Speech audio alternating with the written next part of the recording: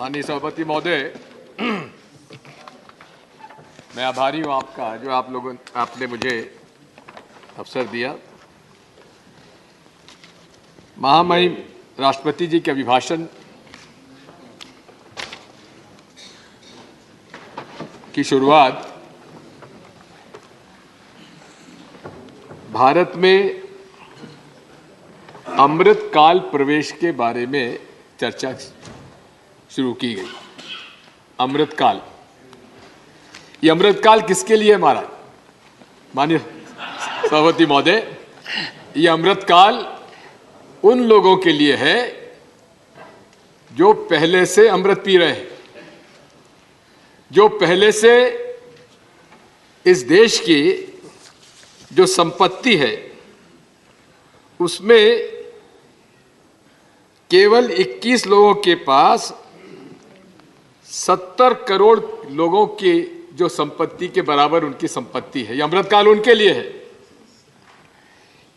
वो अमृतकाल उनके लिए है। I am sure the honorable member, who is very senior member and a senior politician of the country, you may be called upon to authenticate some documents. Of course, yes, I will. Sir, I know. I shall. Sir, I have been sir, I came to the list. Sir, I came to the legislature in 1977. नहीं, आप और हम तो पड़ोसी हैं. Sir, I came to legislature in 1977. I know, sir. So और please, अपना don't doubt sir, my. अपना रिश्ता पुराना है और गहरा है. आपसे मैं कह रहा हूँ कि आपको He can handle it. He can handle it. आपको ये पूछने की आवश्यकता नहीं थी। आप पर मुझको विश्वास होना चाहिए, भले मोदी जी को ना हो, कम से कम आपको होना चाहिए। इसी के प्रकार माननीय सभापति महोदय, 121% ग्रोथ हुई है कोविड के समय में। किनकी? अमृत काल का जो फायदा उठा रहे हैं उन लोगों को हुआ है। माननीय सभापति महोदय, 50% वो लोग जो व्यवसाय करते हैं वो 64% जीएसटी भरते हैं, लेकिन वो 10% अमृत काल के लोग जो अमृत पी रहे हैं वो केवल 3% जीएसटी दे रहे हैं। अब आप समझ जाइए कि अमृत काल किसके लिए है। माननीय सभापति महोदय,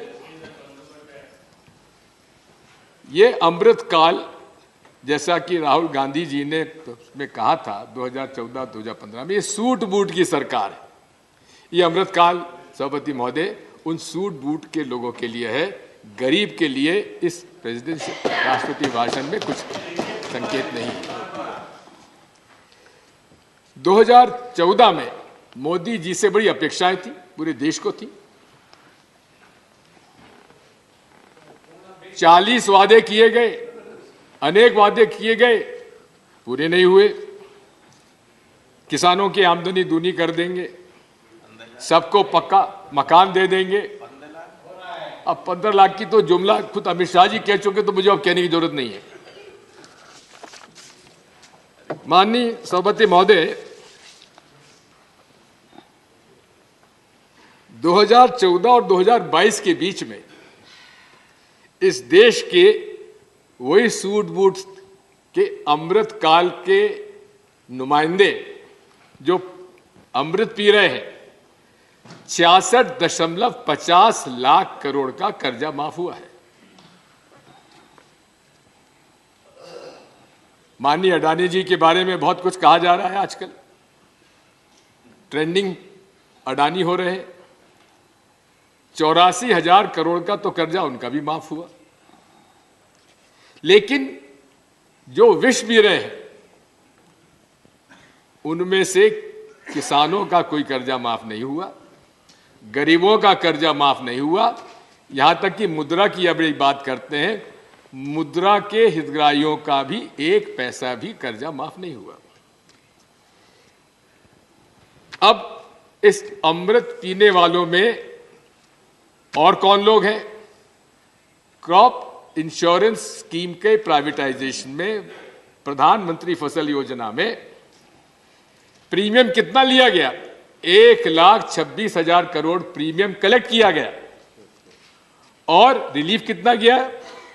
87,320, यानी कि 40,000 करोड़ विष पीने वालों के जेब से निकालकर अमृत पीने वालों की जेब में पहुंच गया।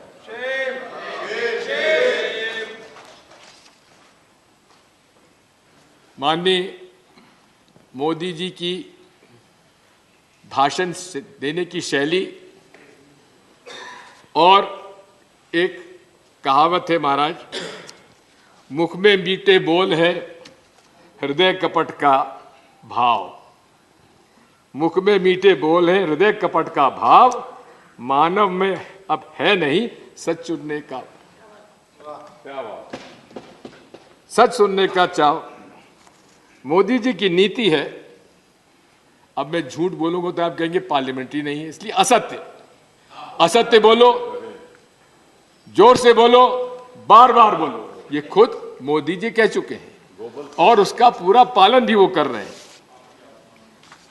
माननीय अडवाणी जी ने मोदी जी के लिए सही कहा था, अच्छे इवेंट मैनेजर है, अच्छे इवेंट, कोई मौका मिल जाए उनको तो इवेंट करना है। जीएसटी का विरोध करते रहे, लेकिन जब जीएसटी लगा तो उसके लिए भी उन्होंने इवेंट कहां किया? जहां पर कि जो आधी रात को सभा बुलाई गई और कहा कि नया युग का हम लोग प्रवेश कर रहे हैं। माननीय स्वाग रचाता वही है जिसके मन में चोर, जिसके मन में चोर। माननीय सदस्य को जानकारी देना चाहता हूं कि स्वांग खासतौर हरियाणा में एक बहुत महत्वपूर्ण कला है जी, इसीलिए और इसीलिए मैं कह रहा हूं, और उसमें कर रहा हूं माननीय सदस्य, उसमें वो कुछ नहीं है जो आप बता रहे हैं जी। मैं इसलिए कह रहा हूं कि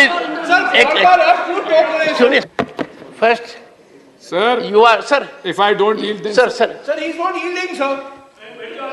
I'm sure you should know it. Let me make it very clear. Let me make it very clear to Dr. Jairam Ramesh that he must read the rules. If I am on my feet, everyone has to yield. Please take your seat. Take and I can tell you, he is one of the very senior politicians of the country. He does not need anybody's support. This is my suggestion. One second. Sir, I'll tell you my difficulty. One second. Sir, my difficulty. I was there at Surajkund Mela. We had several diplomats. All the SCO countries were there. There were 40 countries. And I reflected on Swang. And I gave all its virtues. Now this virtue, which you seem to have innovated, escaped my attention. This is what I was saying. Sir, I compliment you. Go ahead. If you are a bigger Swang Rachata than Modi ji, my compliments to you, sir. Sir.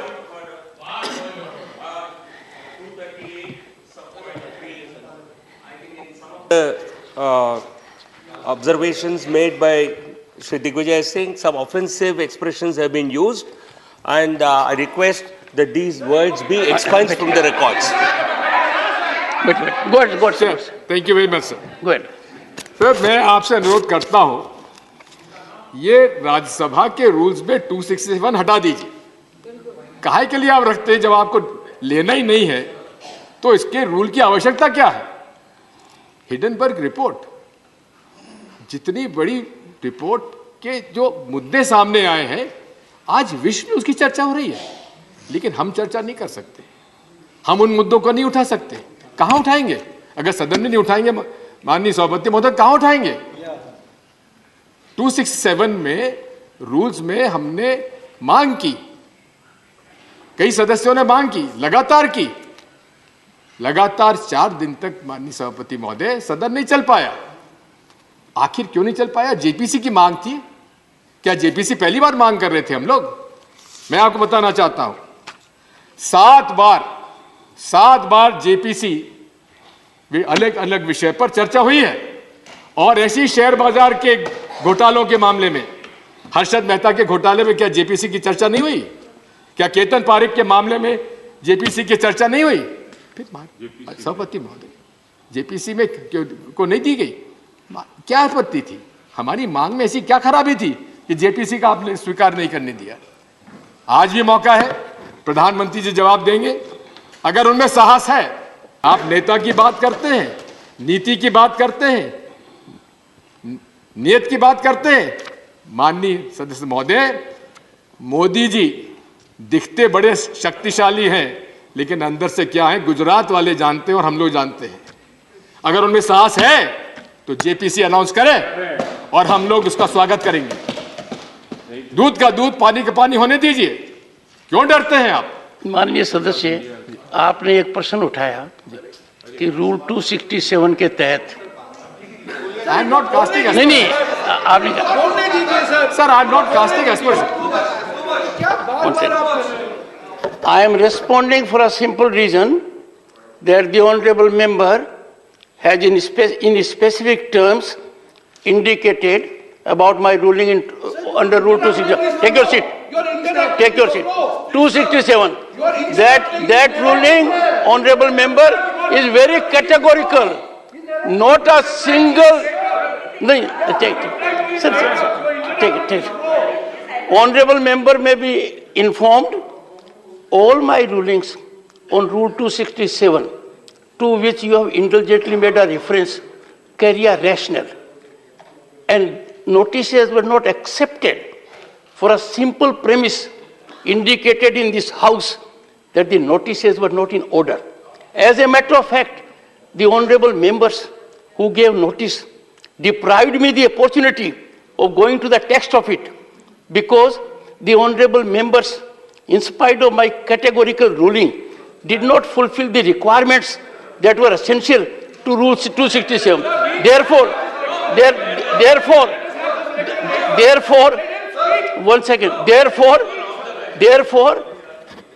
the suggestion of the honorable member that this rule should not be in the rule book perhaps needs reconsideration.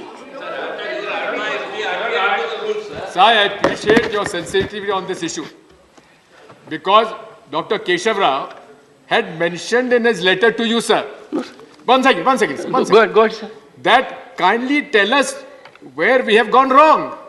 I would request you, sir, on behalf of the members, kindly frame a format on which Rule 267 has to be presented. We'll do it. Honorable member, Sir, you on are three one of those- occasions. Sir, you are extremely wise person. Honorable member has raised a good issue. Honorable member has raised a very good issue, a pertinent issue that they must know. You will be surprised, sir. If the honorable member was to go through the debates, I have on 3 occasions indicated 4 steps that are essential. If you would want, I can indicate right now. And for the benefit of members, I have done it in the chamber and in the House. Mr. Shiva was there, so leave it that.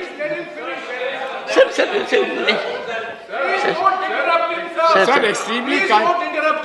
Sir, Don't use this language. Sir, extremely kind of you. Chair never interrupts. Sir,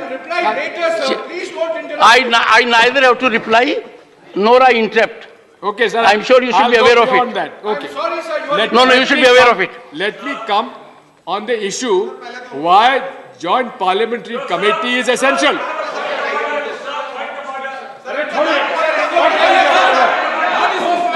Sir, now I'm not yielding. Sir, I'm not yielding. Sir, I Rule yielding number to you. I'm 15. not yielding to him, sir. I'm Sir, not rule yielding. number I'm not 15. yielding to him. Sir, may Sir, I we seek are your guidance discussing- on a point of order? Are you required to yield? Sir, I am not yielding. No, It is my right. Sir, is a member required to yield on a point of order? Yes, sir. Go ahead. Sir, rule number 15, we are discussing. Which we are- rule? Rule number 15, sir. 1-5. We are discussing President's address and message to the Council. The scope of debate. Sir, what is, he has no business. Sir, the member.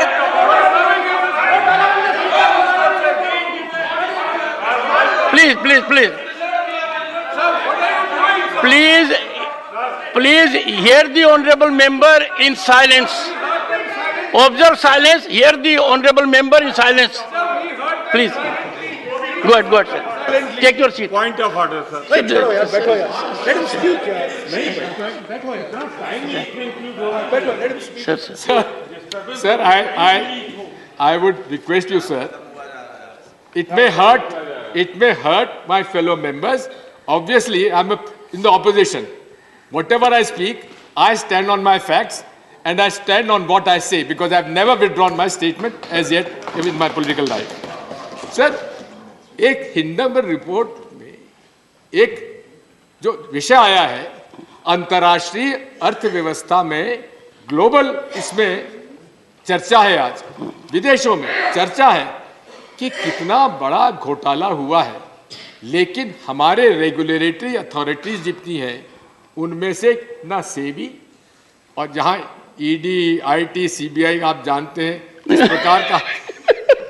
किस प्रकार का हथियार का उपयोग हो रहा है, लेकिन उसके बारे में आप छोड़ दीजिए। अरे 7 वर्किंग डेज में 2,07,000 करोड़ का इन्वेस्टर्स का नुकसान हुआ है। क्या इस पर भी हम लोग चर्चा नहीं करेंगे? माननीय सभापति महोदय, आज इस देश में जिस प्रकार से हालात हैं उसके बारे में हिंडनबर्ग रिपोर्ट ने किस प्रकार शेयर्स में मैनिपुलेशन हो रहा है उनके 4-5 बिंदु में रिपोर्ट अंग्रेजी में पढ़ रहा हूं। Business practices, the report claim that Adani has a history of controversial business practices including environmental violations and fraud. It also accuses the company of using its political connections to win favorable treatment from the Indian government. Corporate governance. Hindenburg Research claims that Adani's corporate governance lacking, that the company is controlled by its founder, Mr. So-and-so, to the detriment of the minority shareholders. Number 3, financial performance. The report argues that Adani's financial performance is overstated, that the company has a poor track record of delivering its promises. It also claims that Adani has a history of overstating its earnings, high debt levels. Port business. Adani's port business significant parts of operation, and the report claims that the company has used its political connections to gain unfair advantage in the industry. Environmental concerns. Hindenburg Research claims that Adani has a history of environmental violations, and the company's proposed Carmichael coal mine in Australia is a major environmental risk. Sir, with such allegations, the government of India must come out with a clear report, a clear statement, how far this is correct. Why the SEBI, why the regulatory authorities are not coming out with a statement?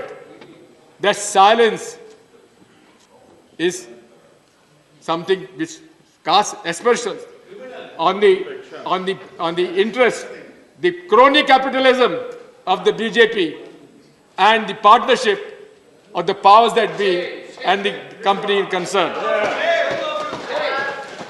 Sir, जो 130 रुपए का share 130 का Covid के समय 4,000 हो गया, ये कहां का पैसा है सभापति महोदय?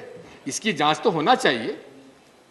आखिर जो 900% वृद्धि हो रही है शेयर बाजार में, ये किनका पैसा है? किसके पास पैसा था? कोविड की बड़ी बात कर रहे थे जावड़ेकर जी, आजकल रोजगार की बात कर रहे हैं, लेकिन बेरोजगारी हम लोगों को सता रही है, आपको भी सता रही है, हमको भी सता रही है। माननीय सभापति महोदय, कोविड के समय जब सबकी संपत्ति घट रही थी, इन लोगों के पास 130 रुपए का शेयर 4,000 रुपए कैसे पहुंच गया? इसकी क्या जांच नहीं होना चाहिए? माननीय सभापति महोदय, इसमें किसका पैसा आया, कहां से आया, कब आया, इसकी जांच तो होना चाहिए, नहीं होना चाहिए? और फिर जो निकला तो किसका निकला, कैसे निकला, कौन कौन का निकला, इसकी जांच तो होना चाहिए, नहीं होना चाहिए? आप भी सभापति महोदय बहुत वरिष्ठ है, अच्छे वकील हैं, माने वकील हैं, आपको तो कम से कम हमारी पैरवी करना चाहिए। आपकी पहुंच प्रधानमंत्री जी तक हमारी नहीं है, हम मिलना भी नहीं चाहेंगे, हमको उनसे उम्मीद भी नहीं है हमको, लेकिन आप तो कम से कम उनको समझाइश दीजिए कि उनको नड्डा जी विराजमान है। नड्डा जी, आप तो अध्यक्ष हैं भाजपा के, आप क्यों नहीं बात करते? अरे क्या ऐसी कौन सी बात बिगड़ जाएगी मोदी जी की, इस सरकार की, जिसमें जेपीसी में तथ्य सामने आ जाएंगे? क्यों छुपा रहे तथ्यों को आप लोग? इसी के साथ साथ 7 वर्किंग डेज में लगभग 100 से 120 बिलियन डॉलर्स का घाटा हुआ है कंपनी को। इस मामले में बैंक क्रेडिट स्विस ने मना कर दिया कि हम आपकी मान्यता नहीं देते, ना आपको बॉन्ड को मान्यता देते। अंतर्राष्ट्रीय क्षेत्र की में माननीय मोदी जी बड़े संवेदनशील हैं, उनकी इमेज अंतर्राष्ट्रीय क्षेत्र में नहीं बिगड़ना चाहिए। हमको भी चिंता है, उनको चिंता है ही। हम चाहते हैं कि उनके अंतर्राष्ट्रीय शिखर पर वे सर्वोच्च पद पर पहुंचे, लेकिन इसमें रिपोर्ट में जो आ गई है उनको बदनामी कराई है, पूरे देश का सवाल है, देश की अर्थव्यवस्था का सवाल है। इसकी जांच में क्या दिक्कत है? जांच होना चाहिए, दूध का दूध पानी का पानी होना चाहिए। आगे मैं बताना चाहता हूं, अमेरिकी शेयर बाजार में डाउ जोन्स ने सस्टेनेबल इंडेक्स से अडानी जी की कंपनी को हटा दिया। अब बताइए कि मोदी जी जब जाएंगे विदेश, जाते रहते हैं, जब बड़े बड़े उद्योगपतियों से चर्चा करेंगे तो क्या ये बात सामने नहीं आएगी कि भाई आपके देश में हो क्या रहा है? फिर आगे माननीय सभापति महोदय, इसी के साथ साथ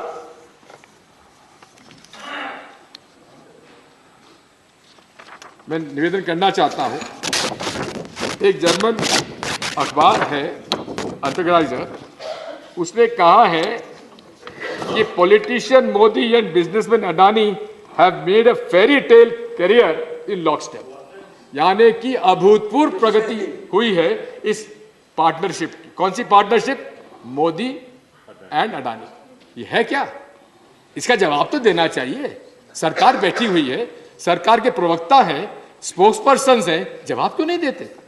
अंतर्राष्ट्रीय क्षेत्र में उनकी इमेज खराब हो रही है सभापति जी महोदय, इस बात का उल्लेख आज पूरे देश दुनिया कर रही है। फोर्ब्स ने 1 फरवरी को लंबी रिपोर्ट दी और कहा कि किस प्रकार से खुद ने ही खुद के शेयर खुद ने कैसे खरीदे गए, इसका उल्लेख फोर्ब्स ने किया। साथ में जिन 2 कंपनियों के साथ मिलकर अकाउंटिंग फ्रॉड और स्टॉक मार्केट में हेराफेरी का इल्जाम लगाया गया है, दोनों अडानी ग्रुप के एफपीओ में अंडरराइटर बताई जाती हैं। है क्या? कौन सी कंपनियां हैं? एक है इलारा कैपिटल प्राइवेट लिमिटेड, दूसरी है मोनार्क नेटवर्क कैपिटल। अब यहां कहते हैं कुछ गड़बड़ नहीं हुई, लेकिन बोरिस जॉनसन भूतपूर्व प्रधानमंत्री यूके के सगे भाई जो जॉनसन, जो कि इस इलारा कैपिटल इन्वेस्टमेंट कंपनी में डायरेक्टर थे, उन्होंने इस्तीफा क्यों दिया? क्या कारण थे? वो भी हिडन पर रिपोर्ट आने के बाद इस्तीफा उन्होंने क्यों दिया? इसकी जांच तो माननीय सभापति होना चाहिए। विदेशों में चर्चा हो रही है, विदेशों में जांच हो रही है, लेकिन जहां फ्रॉड हुआ है वहां हम लोग चर्चा नहीं कर सकते। ये आपका, मैं आपसे अनुरोध करना चाहता हूं सभापति महोदय, अनेक मुद्दे हैं, क्या क्या बताएं, लेकिन बात साफ है। Your party has given you 25 minutes. We are giving him more, sir. No, In spite of all the interruptions, we give All him right, more. how much more time are you Sir, giving? he has lost. Sir, I will- a lot of Indicate the time. 5 times, sir. We are giving him 10 minutes more. okay, Okay, okay, thank you sir, another 10 minutes, go ahead, sir. thank you Not including your interruptions. I think the honorable member has to be little composed. sir. We are, sir, finally That problem should be, To speak, sir. it Finally, shouldn't sir. become a chronic problem. sir, finally Go this nation wants to know। एक हमारा channel है जो कि केवल अपनी बात सुनाता, दूसरों के नहीं सुनता। Nation wants to know, now nation wants to know, sir, who is Chang Chung Ling? Who is he? Is he Chinese or Taiwanese? Is he a partner of Mr. Adani? The nation wants to know, sir. Would they please allow JP Singh? Sir, also आपने अपने इसमें लिखा है कि page 3 में para 6, आज भारत में ईमानदार का सम्मान करने वाली सरकार है। भारत में ईमानदार को सम्मान करने वाली सरकार है। कहना कुछ, करना कुछ। बात यही है, अगर वाकई में ईमानदार आप हैं तो हम आपसे पूछना चाहते हैं कि ब्लैक मनी लाने की एसआईटी का गठन करने की उन्होंने घोषणा की थी और घोषणा हुई भी थी। आज तक उसकी रिपोर्ट नहीं आई। पनामा रिपोर्ट्स के अंदर अभी तक उसकी कोई जांच नहीं हुई। ये ना खाऊंगा ना खाने दूंगा, ये है किसके लिए? दूसरों के लिए या खुद के लिए भी है? माननीय सभापति महोदय, मैं आपसे अनुरोध करना चाहता हूं कि एचएएल के बारे में माननीय प्रधानमंत्री जी ने कल काफी बातें कही। मैं आपको आपके माध्यम से हमारे प्रधानमंत्री जी का ध्यान आकर्षित करना चाहता हूं। राफेल की खरीद के अंदर क्या समझौता हुआ था डॉक्टर मनमोहन सिंह जी सरकार का? 108 विमान खरीदे जाएंगे। उनमें से अधिकांश विमानों का निर्माण कहां होगा? एचएएल में होगा। लेकिन माननीय प्रधानमंत्री जी ने, मेरा यह आरोप है कि बिना रक्षा मंत्री के सलाह के, बिना वित्त मंत्री के सलाह के, बिना जो रूल्स ऑफ प्रोसीजर है गवर्नेंस का, उसको मानते हुए उन्होंने 36 राफेल हवाई जहाज डायरेक्टली खरीद लिए। मैं पूछना चाहता हूं आपके माध्यम से, is it true that the defense minister and the air force leadership were kept out of the loop before the PM announced the deal from France in April 2015? My second question to him is, when did the Chief of Air Staff issue the Services Qualitative Requirement, SQR, for 36 Rafale? Please specify the date, month and year. Number 5, the next question, sir. When was the date of categorization committee meeting date that discussed the SQR for 36 Rafales? We want the name, the date. Last question. When did the Defense Acquisition Council approve the recommendations of the categorization committee and certify the acceptance of necessity for 36 Rafale? ये राष्ट्र के सुरक्षा का प्रश्न है और सुरक्षा के प्रश्न में भ्रष्टाचार का आरोप है। मैं खुद नहीं कह रहा हूं, आप ही के माननीय भूतपूर्व संसद सदस्य सुब्रमण्यम स्वामी जी ने इस बात पर प्रश्न चिन्ह लगाया था। क्या राफेल के बारे में भी आप लोग हमें नहीं बताएंगे? ये पूरे जो भ्रष्टाचार का एक वातावरण बन गया है, अमृत पीने वालों का जो क्रोनिक कैपिटलिज्म आज इस देश में पनप रहा है, हमको उसके बारे में चर्चा तो करने दीजिए। सभापति महोदय, इतना न्याय तो करिए महाराज। 2-3 बातें मैं इसके बारे में और कहना चाहता हूं। SC ST की बड़ी बात हुई है, लेकिन ट्राइबल सब प्लान समाप्त, SC कंपोनेंट प्लान समाप्त, और आप कहते हैं ST हमने राष्ट्रपति बना दिए। कोविंद साहब शेड्यूल कास्ट से थे, महामहिम। कौन सा ऐसा कदम उठाया गया दलितों के लिए जिसकी वजह से कोविंद साहब को पहचाना जाए? और ऐसा कौन सा कदम हमारी बहन जी ने उठाया, महामहिम राष्ट्रपति जी ने, जिसके बारे में हम कहें क्या पैसा कानून लागू हो गया? क्या ट्राइबल सब प्लान वापस आ जाएगा? हम उनसे जानना चाहते हैं। और तो छोड़ दीजिए। I think the honorable member has made a reflection. He needs to revisit. The reflection is कि महामहिम राष्ट्रपति ने ऐसा कौन सा काम किया है? नहीं, sorry, I take my words back. I got it. Sir, I withdraw my. I get your I point. withdraw my. Sir, I appeal to her. Sir, I appeal to her. Kindly look at this issue of restoring the tribal sub-plan in the interest of the tribals. Then, sir, Sonam Wangchuk, he supported BJP in the last election. He went on a strike, hunger strike. He was kept in a house imprisonment, confinement. What was he asking? 6th schedule, which is the right of the tribals. It is part of the constitution. Why are you denying that? Will Honorable Prime Minister give the 6th schedule to the tribals of Ladakh? Sir, I demand that there should be a 6th schedule and 5th schedule implementation throughout the country in all scheduled areas. Sir, finally, my dear friend हमारे परम मित्र जावड़ेकर जी और उनके तेलंगाना के सभा में बोल रहे थे, यहाँ बोले तो हम तय नहीं कर पाए महाराज। लेकिन मैं इतना कहना चाहता हूं, कश्मीर में हम लोग गए, हाँ झंडा फहराया, बर्फ गिरते हुए जा गए। और मैं आपको बताना चाहता हूं, जब वहां पर हम लोग पहुंचे अनंतनाग, जावड़ेकर जी, पुलिस के आपके पुलिस अफसरों ने बताया कि साहब हमको उम्मीद नहीं थी कितने लोग आ जाएंगे, हमको लगता था 2-3 हजार आदमी आएंगे।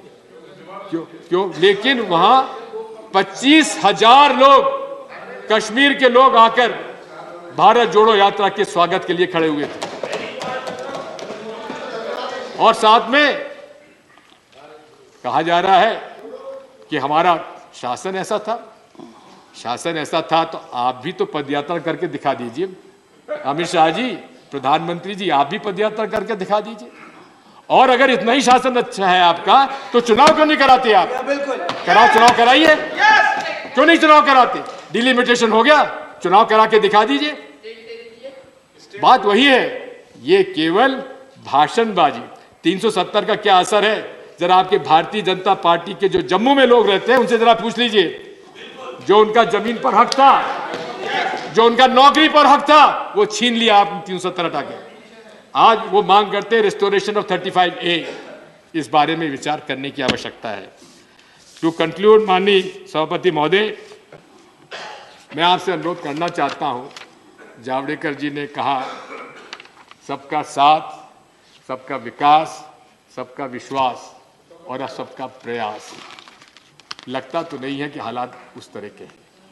अंत में जो पैरा 81, आइए अपने लोकतंत्र का समृद्ध करते हुए हम उस वेद वाक्य का आत्मसात करें जिसमें कहा गया है, संस्कृत में मैं ज्ञाता नहीं हूं, नहीं, आगे देख लीजिए, मैंने पढ़ा है। तो मैं आपको उसका अर्थात बता देता हूं। हम सब एक साथ कदम से कदम मिलाकर चलें, कदम से कदम मिलाकर चलें। हमारे संकल्प स्वरों में एकता का प्रवाह हो और हमारे अंतःकरण एक दूसरे जुड़े हों। यही भारत की संस्कार, संस्कृति और सनातन धर्म है, जिसे कि माननीय मोदी जी ने आज समाप्त करके रख दिया। और इसीलिए भारत जोड़ो यात्रा निकाली गई थी कि भारत सबका है, हम सबका है और हम सब मिलकर रहना चाहते हैं। हिंदू, मुस्लिम, सिख, ईसाई, हम सब का भारत है। इसीलिए हम आज जानना चाहते हैं कि आपकी हमारी भारत जोड़ो यात्रा में आप लोग भी शामिल हो तो क्यों कतराते? आइए भारत जोड़ो यात्रा में शामिल होते ताकि ये देश मजबूत हो सके। धन्यवाद।